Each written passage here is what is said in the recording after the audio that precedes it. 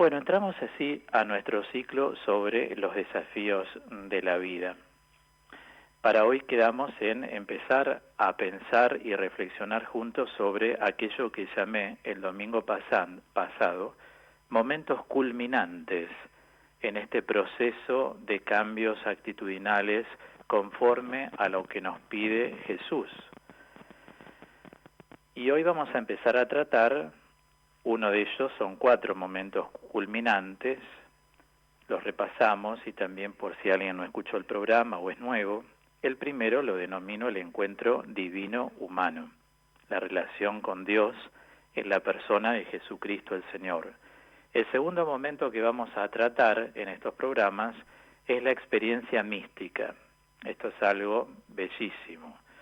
El tercer punto, la lucha conflictiva. ¿Por qué tenemos tantos interrogantes? Por momentos algunas personas se plantean su fe, si es válida, si no es válida, de pronto creen que es muy buena y de repente ven que es muy poca. Bueno, lo vamos a tratar hasta llegar al cuarto punto, momento culminante para el proceso de conversión, que es cuando una persona ya avanza en el camino y ya nota que está madurando cada vez más y lo que mira es la vida eterna. Es ese encuentro definitivo con Dios, nunca desatendiendo lo de hoy, pero sí se vive el hoy en función del encuentro definitivo con Dios. Claro está que nosotros seguimos a aquel que es la luz del mundo.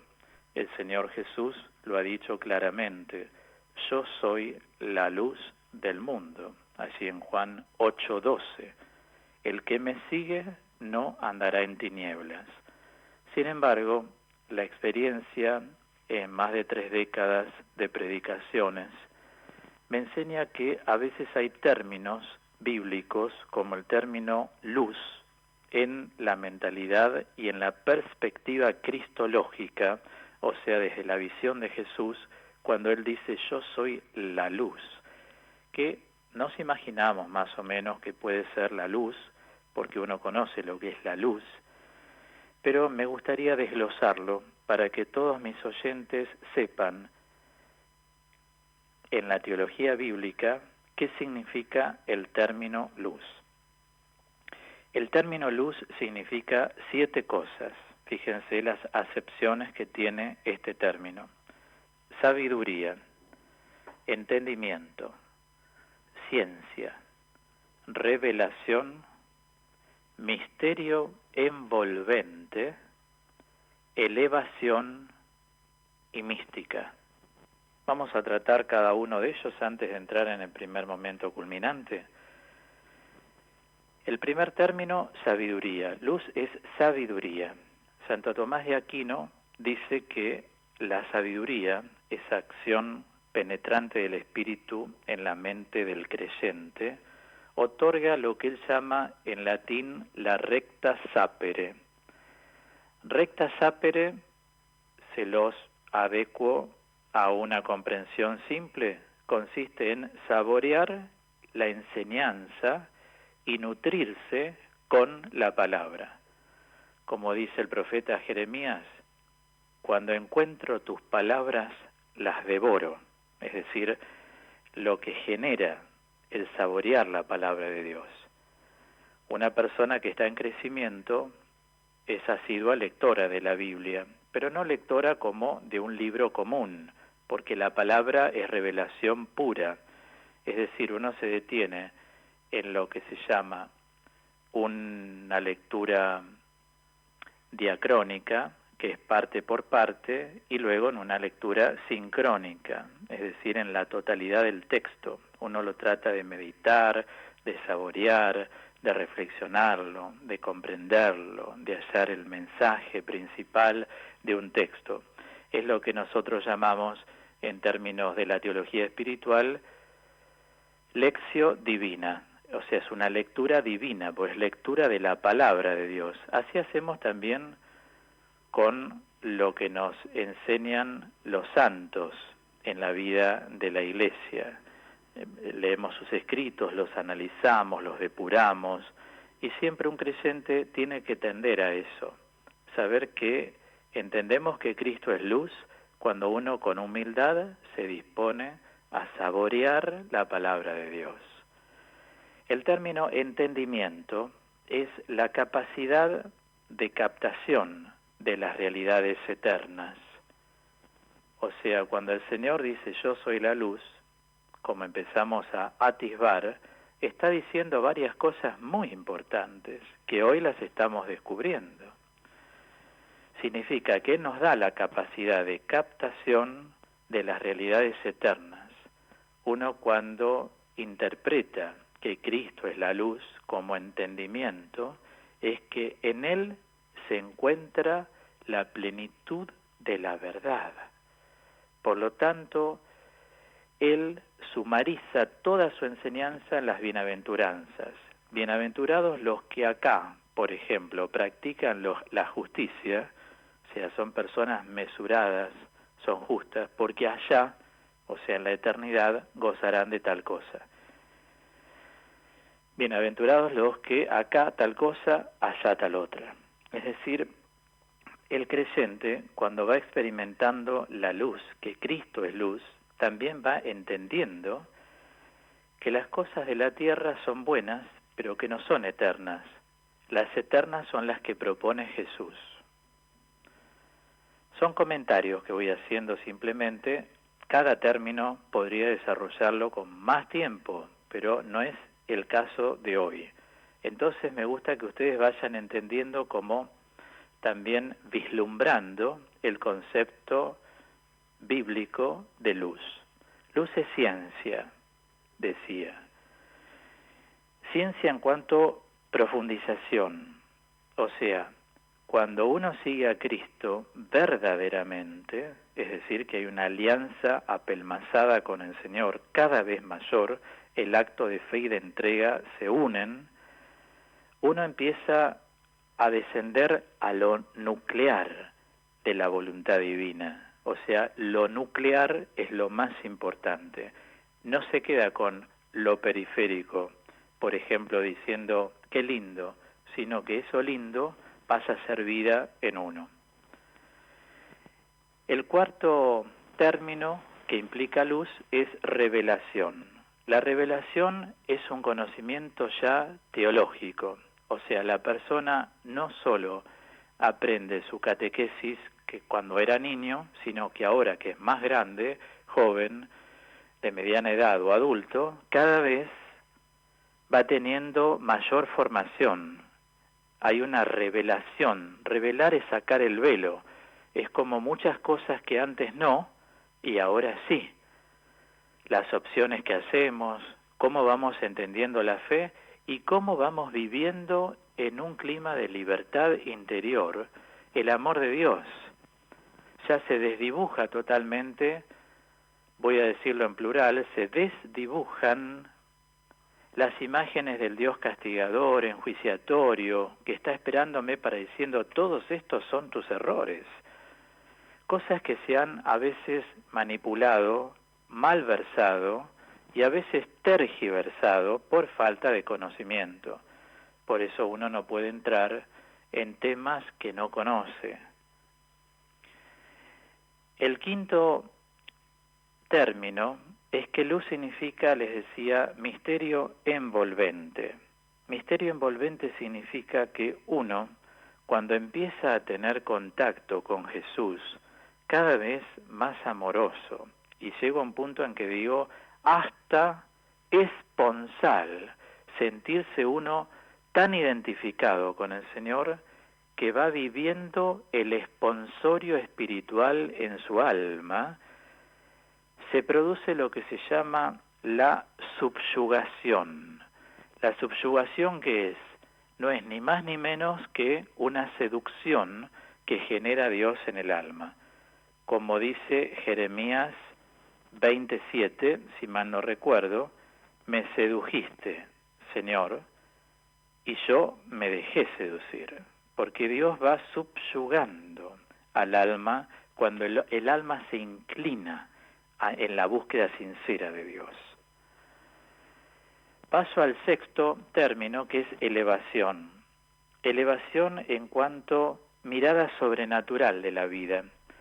¿Recuerdan las palabras de Habacuc, el profeta: dame piernas de gacela para que pueda volar por las alturas.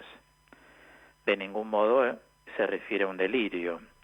Nos estamos refiriendo a que muchas veces las realidades de la vida que las estamos viendo en el mismo nivel, no las veamos más así. Cuando uno empieza a tener un encuentro con el Señor cada vez más hondo y la subyugación comienza a suscitarse como un fuego en el alma, la persona se va dando cuenta que empieza a ver todo desde más arriba. Entonces las cosas no le afectan como le afectaban antes. Deja pasar cosas que antes no dejaba pasar, presta atención a lo importante, empieza a cuidarse más interiormente, tanto su salud psíquica como su salud espiritual. Esa es la mirada sobrenatural. Jesús como luz genera una elevación. Por eso Santo Tomás de Aquino, en la Suma Teológica, dice que la gracia supone la naturaleza, o sea, existe la gracia porque actúa sobre la naturaleza humana, por eso se llama sobrenatural, o sea, que actúa sobre la naturaleza y la eleva. La presencia misma de Cristo, luz del mundo, eleva al alma. ¿Cómo uno se va dando cuenta si está viviendo ese aspecto de la luminosidad de Cristo en la propia alma? Bueno, nos damos cuenta en tanto y en cuanto nos empiezan a interesar mucho las cosas de Dios, ya no un poco, mucho. La persona que dice, bueno, a esta altura de mi vida, algunos lo hacen desde más jóvenes, quiero más las cosas de Dios, quiero aprender, quiero orar con orantes, quiero crecer más en el encuentro con el Señor a través de María, porque está más que remarcado que el Verbo se hizo carne a través de la Virgen. Y por María vamos a Jesús, por la Virgen. Las personas se empiezan a rezar el rosario con profundidad, haciendo vibrar cada Ave María, cada Padre Nuestro de este conjunto de rosas. Y así llegamos al término número 7, que se desmembra en cuanto que significa la palabra luz en la boca de Jesús. La mística es la experiencia de unidad fraterna. Es decir, el hombre con Dios se unen fraternalmente. Sería algo así, ya que mañana vamos a celebrar el día de San Juan de la Cruz, lo que dice San Juan de la Cruz. ¿Se acuerdan cuando él dice, oh lámpara encendida, que tan profundamente hieres lo más profundo de mi alma? En ese vislumbrar, como manejan los místicos, símbolos, la lámpara encendida, o llama de amor viva, esa es la lámpara, que tiernamente hieres lo más profundo de mi alma, acaba ya si quieres, rompe la tela de ese dulce encuentro. Es decir, todo creyente jamás va a temer a Dios, sino que lo va a amar, y el amor empieza a ser tan desbordante que llega a experimentar la unidad fraterna en el amor con Cristo. Por eso les hablé de amor esponsal, donde Cristo y uno somos los dos una misma realidad, espiritualmente hablando. Por eso creo que ahora sí, habiéndoles explicado esto, estamos en condiciones de entrar en el primer momento culminante, porque cuanto más unidos a Dios estemos, mejor vamos a poder afrontar los desafíos de la vida. ¿Saben por qué? Porque a cada desafío le vamos a dar una importancia que está controlada por el Espíritu de Dios en nosotros. como estamos cohabitando con Dios, ya no nos movemos solos frente a los desafíos de la vida. Y como venimos tratando todo el año, no son desafíos solo externos, algunos son internos, pero esa presencia amorosa del Señor en el alma hace que uno salga al encuentro, se dé cuenta que es un momento culminante del proceso de conversión de nuestra espiritualidad, tener un encuentro, pero ya un encuentro es un modo de vivir con el Señor. Y así los desafíos de la vida van a estar, repito, controlados por el Espíritu. La persona sabe que todo lo que acaece en su vida empieza ahora a ser iluminado por la presencia de Cristo resucitado en medio de ellos, ya sean personales, internos o externos, o comunitarios, internos o externos. Se dan cuenta que lo que les estoy diciendo es una profunda espiritualidad a la cual la Iglesia nos lleva a través de la Sagrada Escritura, su magisterio, la tradición apostólica y la patrística, o sea, los padres de la espiritualidad esencialmente.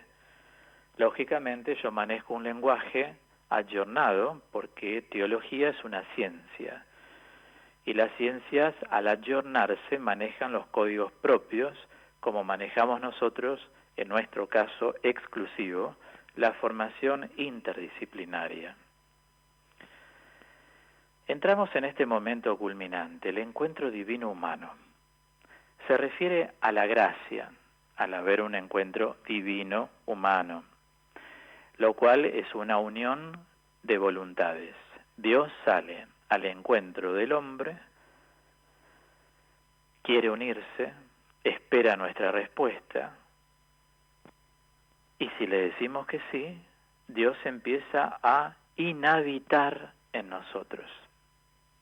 Alguna vez, o varias, los oyentes que me siguen de años, me habrán escuchado dar una definición teológica. Previamente voy a decir, catequísticamente, cuando uno empieza a enseñar a un niño, a un joven, o a una persona adulta que recién se inicia en el camino de la fe, al hablar de la palabra gracia hablamos de amistad, hablamos de auxilio, hablamos de asistencia, hablamos de presencia de Dios. Estar en gracia es estar en presencia, es estar auxiliado por Dios, pero claro, ¿qué hay que hacer para estar en gracia? Ahora vamos a ir. Teológicamente, no puedo obviar decirlo desde mi profesión, la gracia es una inhabitación trinitaria con carácter hipostático en el creyente. ¿Qué quiere decir inhabitación? Inhabitación es un término que significa yo habito y yo soy habitado por Dios. En latín se dice habere haberis, en voz latina, en voz pasiva. Yo habito y Dios es habitado en mi vida. Es decir, yo habito en Dios, Dios habita en mí. Si no hay encuentro de voluntades, no hay gracia. Por eso, para estar en gracia, se necesita siempre ir a la respuesta de esa invitación divina. Dios quiere inhabitar en mí y yo puedo estar en gracia si yo decido habitar en Dios. Nunca al revés. La iniciativa siempre es de Dios. Por eso es una invitación bellísima. Tenemos invitaciones de tantos lados en la vida. Qué lindo es tener la invitación de Dios a vivir junto a Él en la tierra. Para eso Dios se ha hecho hombre, para que los hombres abracemos el camino de salvación y vivamos con Él desde acá hasta la eternidad. Tengamos presente que la iniciativa de estar en alianza, vuelvo a decir, lo que más dogmáticamente se llama gracia, es de Dios.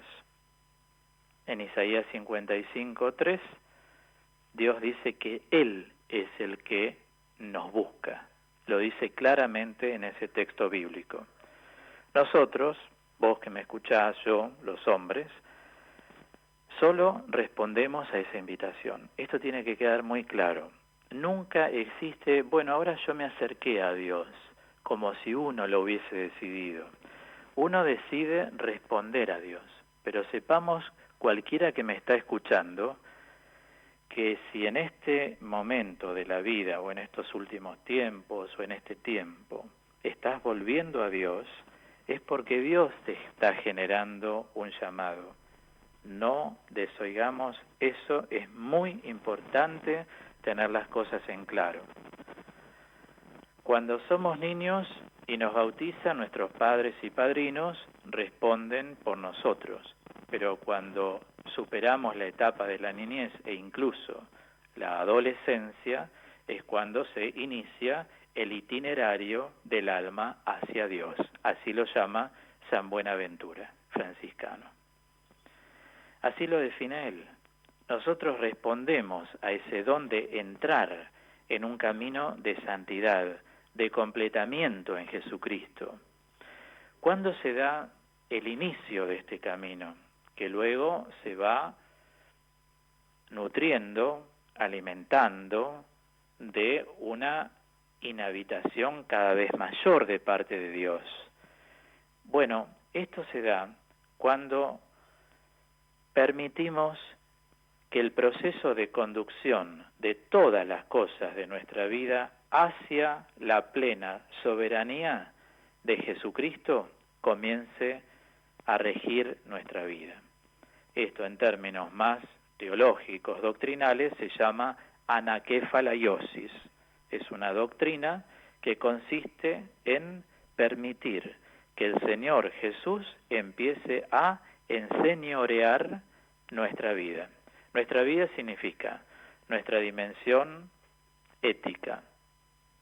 Dios empieza a enseñorear y nos da a luz cuál es nuestro lugar en el mundo. En eso consiste la dimensión ética. Empieza a enseñorear nuestra vida vincular, tanto interpersonal, bendice nuestros vínculos y va separando a las personas que no tienen que estar con nosotros, y también bendice lo intrapersonal. Repito, lo interpersonal nos va presentando gente buena, gente que está en el camino, gente con quienes vamos compartiendo y celebrando la fe, y va separando las personas que no quieren saber eso, que no lo aceptan. Dios nos va reuniendo, es cierto. Por eso los santos siempre fueron amigos también de santos. Y al decir de santos no hablo de personas especiales, sino que tenían muchas cosas en común con otros que se enriquecían mutuamente de cosas que cada uno de ellos en el alma, en esta fiesta interior que tenían, sin hablar de fiesta, pero sí así la vivían interiormente, la presencia del resucitado en ellos, la iban compartiendo. Y la gente que no es de bien, Dios empieza a separarla. No decimos la gente pecadora, porque Dios a cualquiera nos puede poner cerca para que los ayudemos. Estamos hablando de la gente que no es de bien, o sea, que hace opciones por cosas que no tienen que ver con el bien, o sea, por el mal. Sí, las personas que son muy criticadoras, difamadoras, las personas que aparentan una cosa, con la boca halagan, como dice la Biblia, y con el corazón tratan de matarte, ¿no? O sea, eso también existe. Y Dios se va encargando de generar una protección alrededor, los va separando. Son personas, claro, que se quedan solas, porque toda la gente que no opta por el fin, atención, natural, al cual todo ser humano fue hecho, que es el bien, a hacer el bien, Dios se va yendo de esas personas. Esas personas quedan solas. Esas personas quedan sin amigos, sin personas conocidas, porque no practican el bien. En cambio, podemos tener alrededor un montón de gente que se siente incluso hasta separada de Dios, pero es gente que opta por el bien, porque el bien es aquello a lo que naturalmente, ya no sobrenaturalmente, naturalmente el hombre ha sido llamado a hacer el bien. Es decir, una persona puede no conocer al Señor y sin embargo puede ser una persona de bien, que se maneja con la mesura, con la prudencia, con un sentido común muy equitativo. ¿Me comprenden? Pero la gente que no es del bien, Dios, cuando uno está cada vez en mayor comunión con Él, Dios se encarga de sacarlas de nuestras vidas. Nosotros no tenemos que hacer nada, porque Él mismo se encarga de apartarlas. Todo esto empieza a pasar. Dimensión, decíamos, ética, dimensión vincular, interpersonal e intrapersonal. Uno empieza a vincularse con uno mismo de un mejor modo. Esto les va a servir mucho el último libro que escribí, El crecimiento empieza donde la acusación termina, en el que trato el sentimiento de culpa, la conciencia errónea, la conciencia dudosa y los escrúpulos en la vida de un ser humano. Se va allanando el camino, tenemos una comunión y una vinculación con nosotros mismos distinta. Doy un ejemplo que si se quiere es estético, pero hay gente que dice, por ejemplo, no me gusta mi nariz, y después empezás a aceptar tu nariz. No me gusta mi altura, empezás a aceptar tu altura. Esto es externo, de ahí se pasa a lo interno. Yo no sirvo para nada, siempre haces comparaciones. ¿Cuánto sabe tal persona y yo no sé nada? Qué inteligente que es tal persona y yo no. Uno ya empieza a sacar todo eso, va barriendo todo el barro que puede haber en uno, para que se entienda correctamente. ¿Por qué? Porque la comunión con Dios ya le está permitiendo la autoaceptación, pero si uno no se conoce a sí mismo, jamás se va a poder aceptar. Por eso es tan importante conocerse más a uno mismo para poder aceptarse a uno mismo. Hay una dimensión económica que uno también se la entrega a Dios, sabiendo, como dijo el beato Bartolo Longo, que la ley de la providencia es la ley de las antítesis. Y la gente cuando está en el camino empieza a ver también que hasta económicamente se ordena de otra manera. Tendrá más, menos, no hablamos ni de más ni de menos. Hablamos de que la gracia es ordenadora. Una persona en buena comunión con Dios percibe y experimenta cómo Dios también ordena su economía, porque uno es más mesurado, sabe bien lo que quiere, hace sus opciones, las prioridades van cambiando económicamente, entonces se ordenó, porque la gracia, la inhabitación trinitaria de Dios en el alma de uno, genera en la mente que uno sepa ordenar más su economía. Y varios de ustedes se estarán asintiendo con la cabeza. Desde que estoy más cerca de Dios, mi economía está más ordenada. Recuerden bien el verbo, ordenada. Por otro lado, hay una dimensión que es afectiva. Esto lo estamos trabajando en el bloque formativo segundo del programa, en la oración afectiva. Lo dejo para seguir tratando, simplemente digo que también cuando uno está en gracia, afectivamente está controlado. No somos tan sensibles, eso no quiere decir que no somos sensibles. No somos tan sensibles si alguien por ahí desbordaba y lloraba con tanta facilidad. A través de la gracia hay un autocontrol de las emociones y de los sentimientos. Baja la ansiedad, por lo tanto la angustia se va, porque donde hay ansiedad hay angustia. El modo siempre de bajar la angustia en cualquier ser humano es bajando la ansiedad.